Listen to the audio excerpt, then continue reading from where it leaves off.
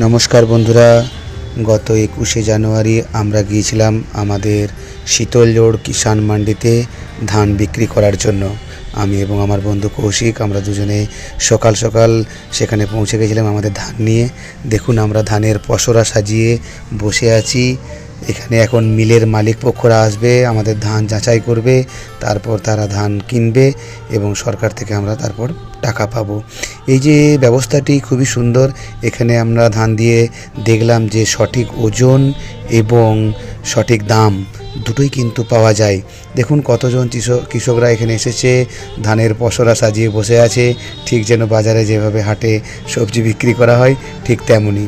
আসলে আমরা যেই কাজই করি না কেন, প্রথমে কিন্তু আমরা একজন কৃষক, আমাদের কৃষক সত্তাটাই আমাদের প্রথম পরিচয়। এইভাবে সরকারি উদ্যোগে ধান কেনার মাধ্যমে অবশ্যই ক্ষুদ্র এবং প্রান্তিক চাষিরা লাভবান হয়েছে। ধন্যবাদ, ভালো থাকবেন।